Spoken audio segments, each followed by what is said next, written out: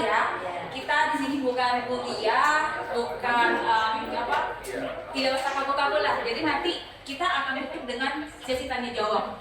Saya perkenalkan diri dulu ya. Saya Elvi. Saya akan mengiringi acara ini sampai selesai. Acara ini diselenggarakan oleh Gemah Hitan yang dipimpin oleh panitia sesi edukasi dan seminar. Dan sini juga kita kehadiran dari wakil Gemah, wakil ketua Pak Joker dan Bu Hadi. Dan di sini kita juga kehadiran dari tim ahli dokter yang khusus pakar penyakit stroke, Dokter Mira, dan juga Dokter Sofian dan Dokter Rita. Nanti acara ini kita bawa besok aja ya. Sebelumnya terima kasih sudah datang meluangkan waktunya di acara ini.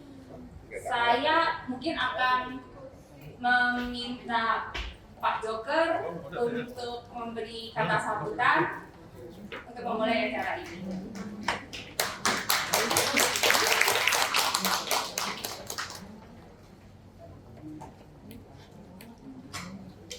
Yang terhormat Pak Endang Tuanto sebagai Ketua Umum Harian Gemah, yang terhormat Ketua Jenderal sebagai Ketua, yang terhormat Ibu-Ibu dari Funinju, terhormat juga tim dokter ya dari Indonesia Soccer Club atau ISC, Dr. Sufian Budi Asa, Dr. Mira Arianti, dan Dr. Rita Fitriani.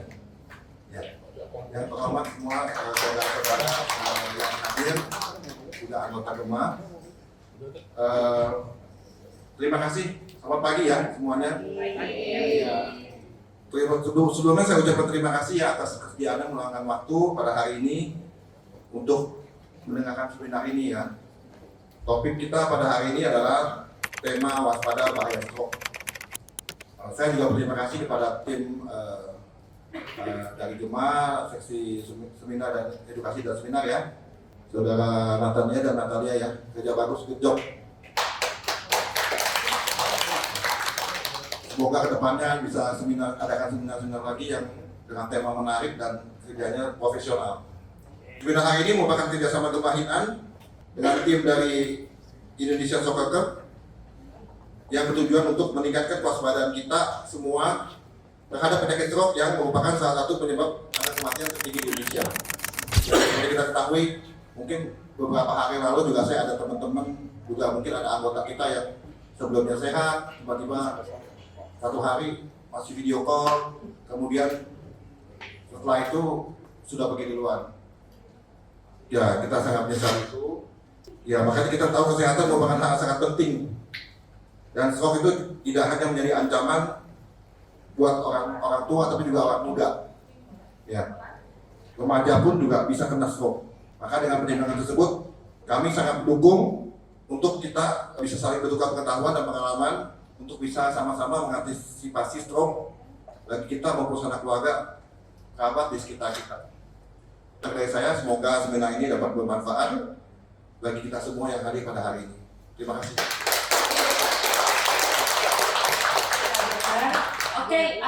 Tanpa panjang lebar, saya langsung serahkan dialog kepada tim dokter. Silakan. Selamat pagi. Saya Dr. Kita perkenalan terlebih dahulu. Saya Dr. Sofian Budi Asa, spesialis neurologi dari tim Dr. Sumatri, spesialis neurologi. Saya ada dengan teman saya Dr. Mira, spesialis neurologi, dan Dr. Rita, spesialis neurologi.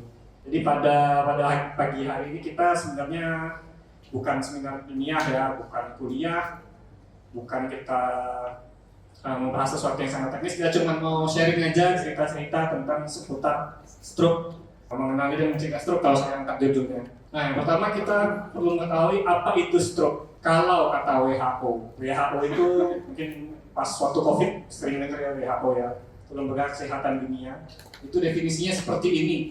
Ada ditemukan tanda-tanda klinis kemajuan bla bla bla bla bla. Ini kan sangat teknis, ini nggak usah dilihat. Intinya kalau stroke itu apa? Stroke itu penyakit pada pembuluh darah otak. Jadi kalau ada masalah, ada gangguan di pembuluh darah di pembuluh darah otak, itulah yang namanya stroke. Itu dulu yang perlu dipegang. Karena biasanya yang beredar di awam, stroke itu apa sih? Oh, stroke itu lemah sebelah.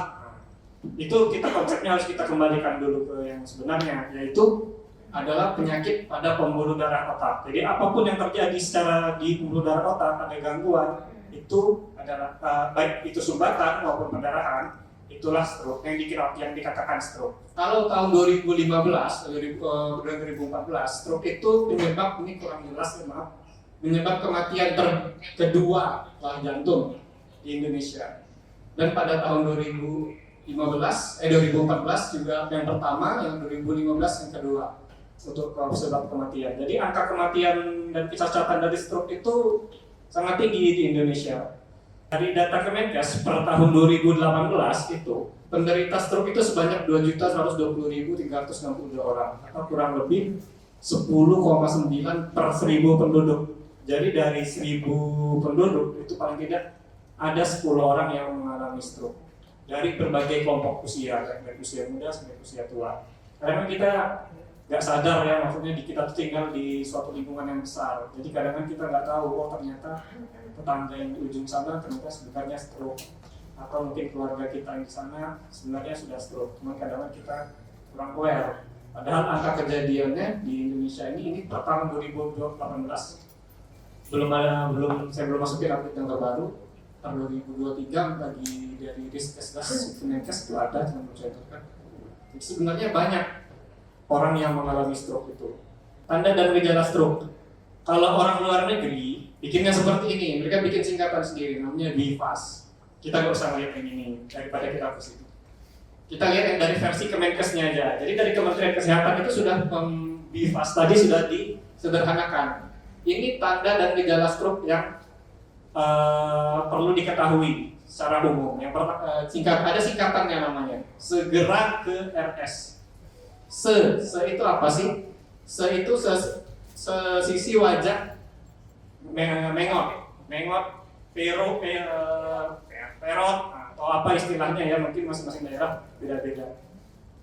Kemudian G-nya itu gerakan separuh badan. Jadi gerakan di separuh badannya itu lemah, atau biasanya kadang pasien itu banyaklah ceritanya lemah sebelah kanan, atau nggak nyaman di sebelah kanan, atau lumpuh di sebelah kanan. Kadang-kadang membahasakannya beda-beda gitu masing-masing pasien. Ini yang biasanya orang tahu lemah sebelah badan, padahal sebenarnya ya banyak lagi gejalanya. Lalu kemudian segera bicaranya cadel jadinya, tiba-tiba dari dia sehat bicaranya tahu berubah jadi pero, jadi cadel gitu. Pokoknya bicaranya beda lah. Lidahnya jadi pendek gitu kadang-kadang orang bilang secara tiba-tiba. Lalu kemudian segera ke-nya kebas. Nah ini juga kebasnya itu separuh badan. Jadi ada orang yang lemah separuh badan, ada yang kebas separuh badan. Kadang-kadang kita kan dulu kesemutan, misalnya ujung jari tangan, atau kesemutan di kaki, tapi nggak spesifik. Kalau stroke, yang gejala stroke-nya itu benar-benar separuh badan, atau kadang-kadang ada yang separuh muka aja.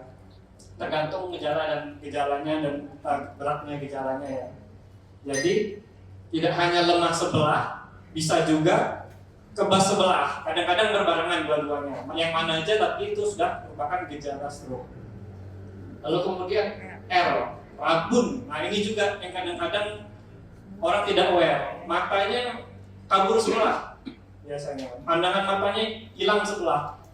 Jadi mata itu sebenarnya penanda stroke juga, gejala gangguan yang terjadi di mata. Karena apa? Karena saraf di mata itu langsung dari otak. Gitu. Jadi ada gangguan pada pembuluh darah otak, dan beberapa gejala itu mempengaruhi saraf mata. Jadi akan menimbulkan gejala di mata. Lalu S-nya itu sakit kepala. Sakit kepala hebat, yang biasanya itu deskripsinya dari pasien itu sakit kepala yang baru pertama kali ini, sakit kepala seperti ini. Kan karena sakit kepala itu kita setiap hari sakit kepala tuh. Lagi punya duit sakit kepala, gitu. Lagi anak sakit kita sakit kepala juga, gitu. Kerjaan banyak kita sakit kepala, tapi itu kan sakit kepala harian. Sakit kepala yang penanda stroke ini Sakit kepala yang pertama kali ini baru saya sakit sehebat ini. Nah, itu kita sudah harus waspada apakah ini gejala stroke atau bukan. Itu sebenarnya ada lagi yang di bawah itu yang warna hitam. Gejala tambahannya itu pingsan, atau kalau dibahasakan secara medis dibilang penurunan kesadaran.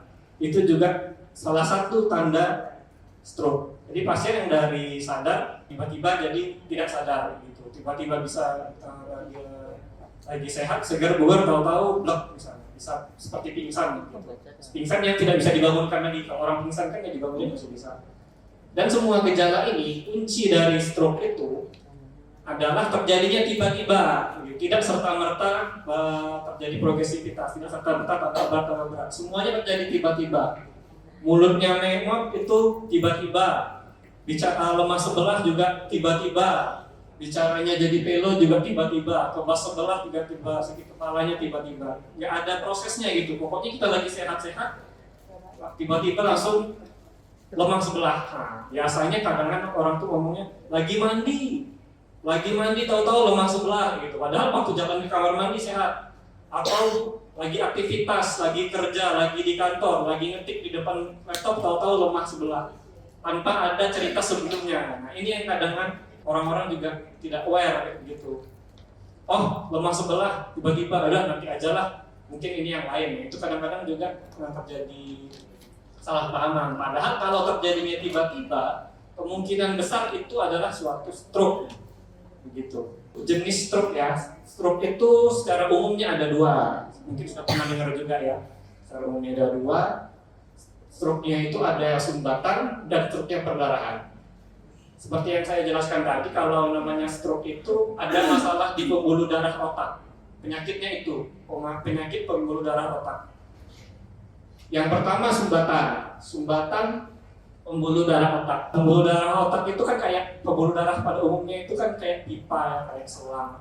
Kalau terjadi sumbatan, dia alirannya nggak akan bisa jalan, nggak akan lancar, buntu, dan itu akan namanya darah itu memberi makan otak. Jadi kalau otaknya nggak dapat darah karena buntu, itu otaknya nggak dapat makan, jadinya lama-lama otaknya bisa mati. Itulah stroke sumbatan. Lalu kemudian stroke perdarahan.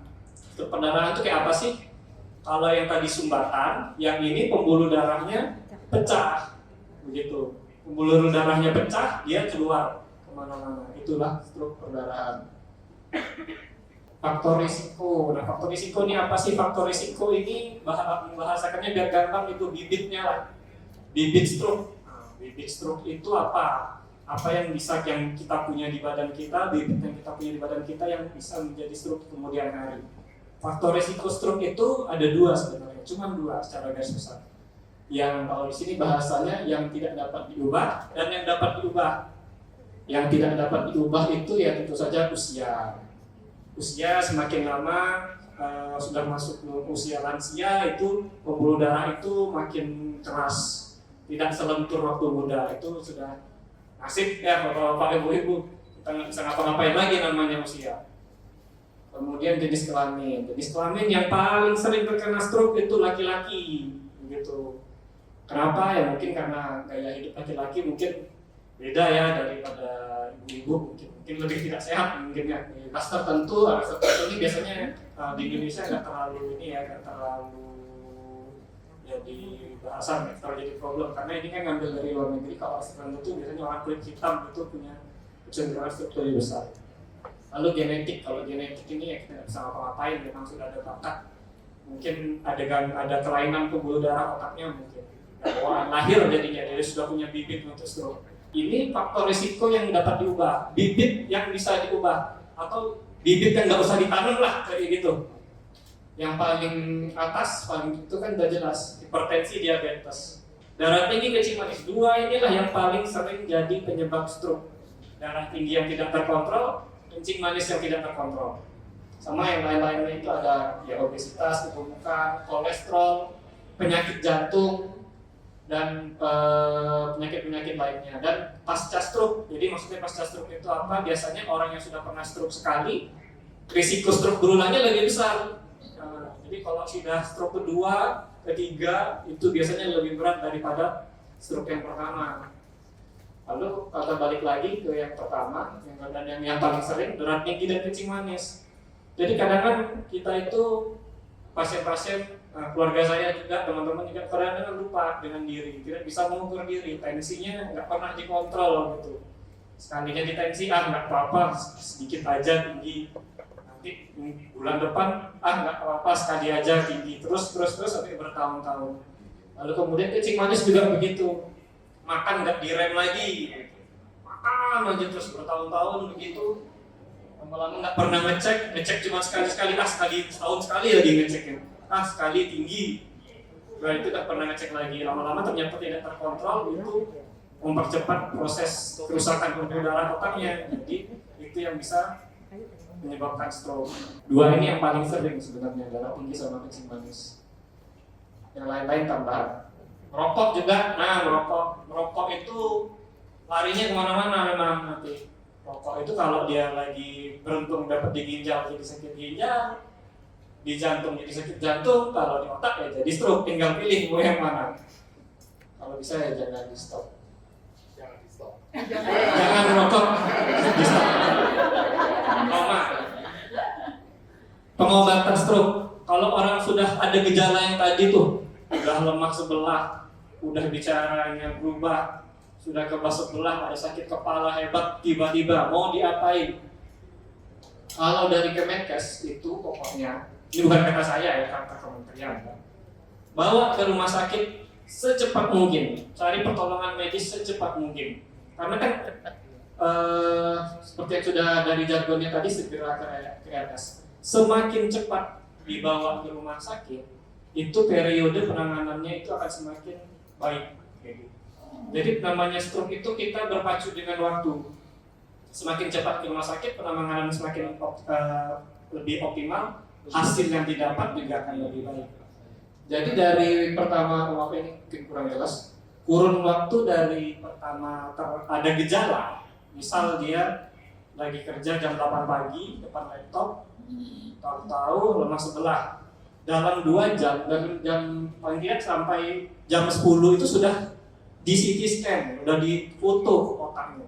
Jadi dalam jeda 2 jam itu sudah telepon ambulan atau langsung bawa aja ke rumah sakit, langsung diperiksa, sudah ditentukan stroke-nya itu apa, apakah stroke sumbatan, apakah stroke perdarahan, dalam kurun waktu 2 jam.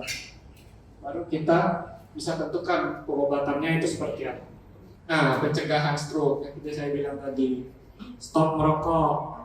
Kadang kan orang tuh nawar, kurangin aja dok, kita stop semua kegiatan merokok, perasapan itu semuanya di stop. Karena namanya merokok itu mempercepat itu tadi pengerasan pembuluh darah di mana saja. Makanya saya bilang tinggal beruntung kenanya di mana.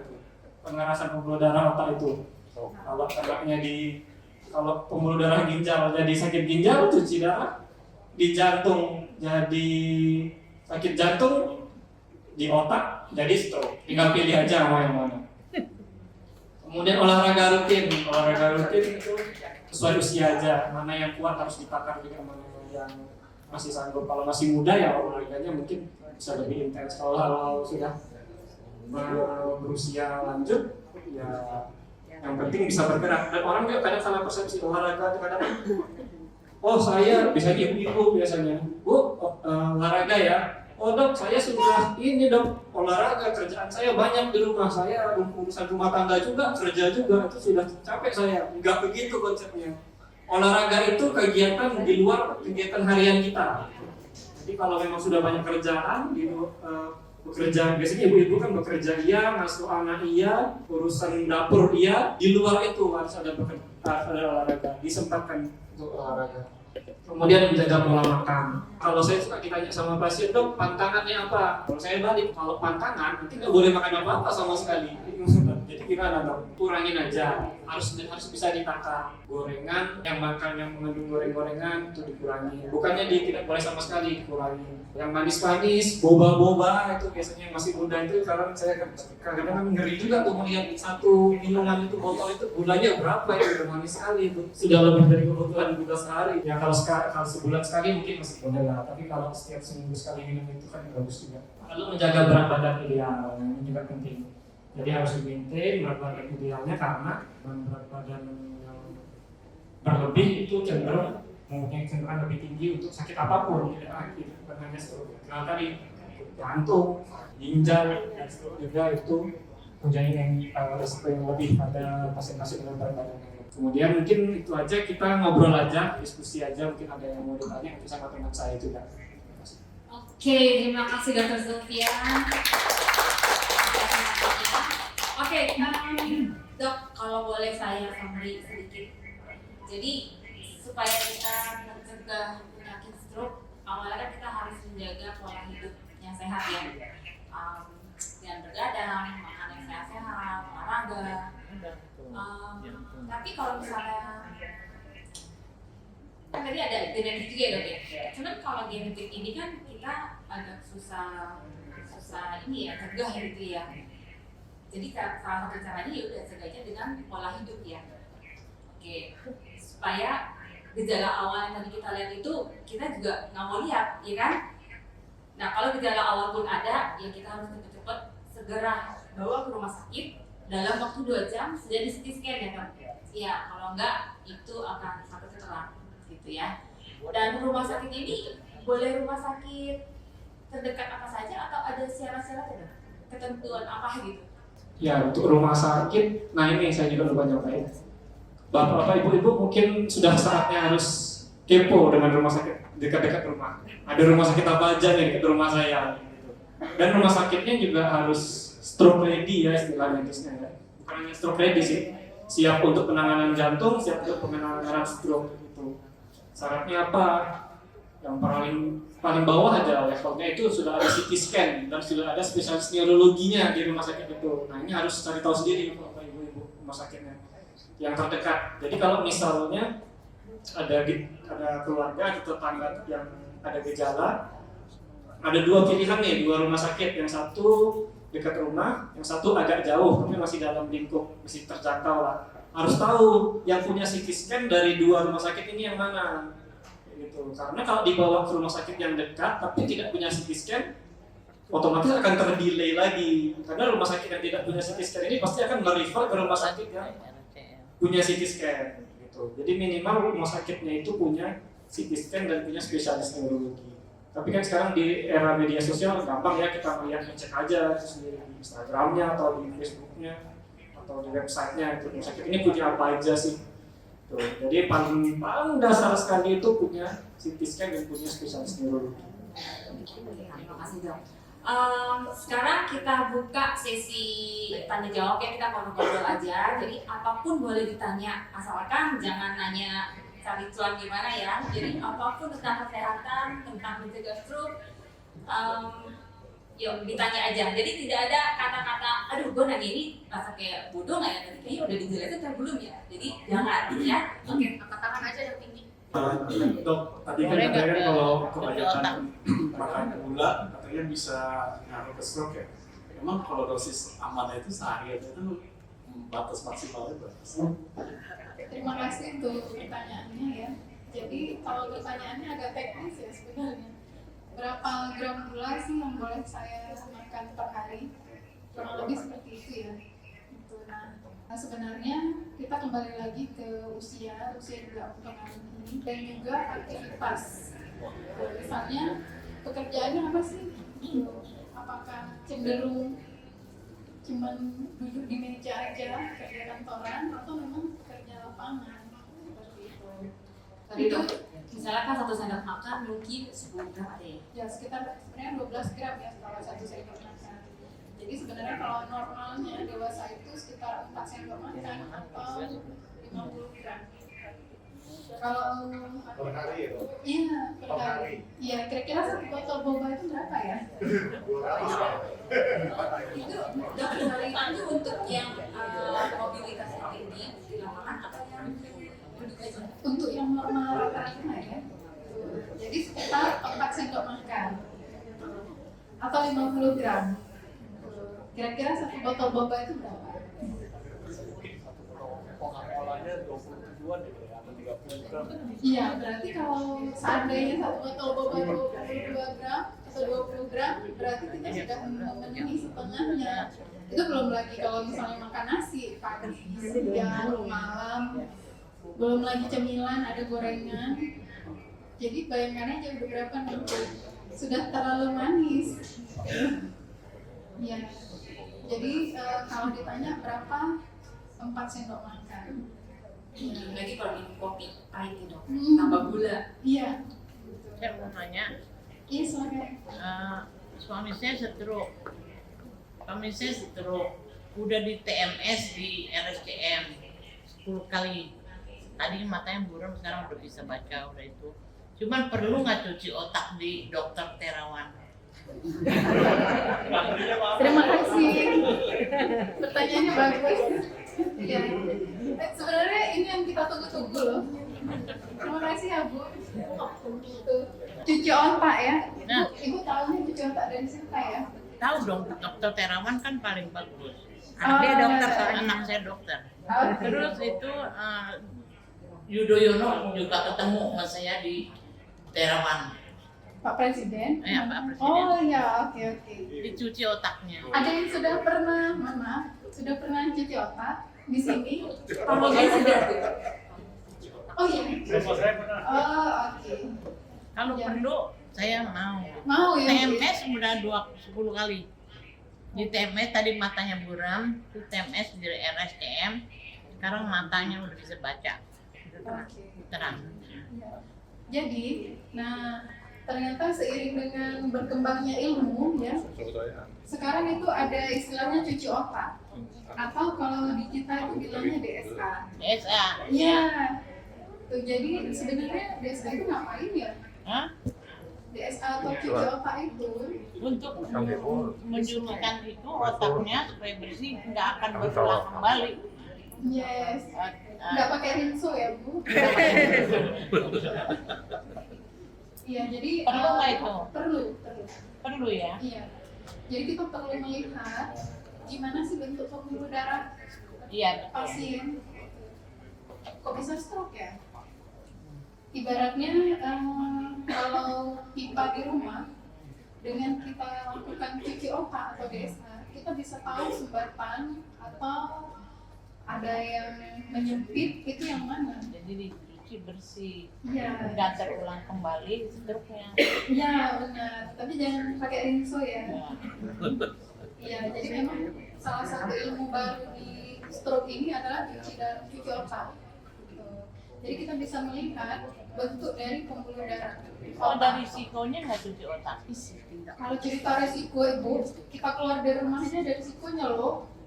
At least minimal kita bisa kejungkal. Jadi setiap tindakan ada resiko, tetapi minimal jika dikerjakan sesuai dengan tata caranya. Tuh ya. Jadi bukan semua pasien juga kita sarankan langsung cuci otak, tetapi tetap kita memeriksa dulu. Tetap ada pemeriksaan darahnya, tetap ada pemeriksaan MRI-nya sebelum. Iya, semua dikomplit memang. Iya. Jadi pasien benar-benar dipersiapkan. Dipersiapkan. Iya, sebelum dicuci otak. Iya. Iya. Seperti penjelasan dokter tadi, DSA itu buat melihat DSA bukan marah. DSA itu untuk melihat kondisi pembuluh otak. Tapi bukan solusi dari stroke. Ya, jadi jangan salah. Suka banyak persepsi. Oh ya stroke habis DSA bisa balik ke itu. Nggak seperti itu. Nggak sembuh. Ya. Memang dia nggak sembuh, cuma bersih aja. Nggak struktural. Ya, dengan harapan, dengan kita tahu gimana ya bentuk pembuluh darahnya, kita bisa tahu, oh ini sumbatannya di sini, gitu. Perlu obatnya yang paling tepat yang mana. Gitu. Ibaratnya kalau tak kenal maka tak sayang. Jadi kita harus kenalan dulu sama pembuluh darah otak. Jadi kita bisa tahu harus di-treat seperti apa sih. Gitu. Ibaratnya kalau mau PDKT itu harus tahu dulu gimana dia sebenarnya. Jadi gitu ya. Sama-sama. Oke, ada lagi. Berapa lagi yang mau tanya? Ini kan tadi bilang nggak boleh makan gula putih ya. Terus kalau misalnya kita minum kopi pakai brown sugar, pakai santan yang nggak dimasak, boleh nggak? Santan nggak dimasak. Boleh nggak gitu? Soalnya saya sudah makan lama, sudah minum lama, nggak pakai susu, pakai santan. Santan tapi tidak dimasak. Coba, terima kasih. Terima kasih. Santan nggak dimasak ya? Nggak mencret? Enggak, Oh enggak, oke. kan dia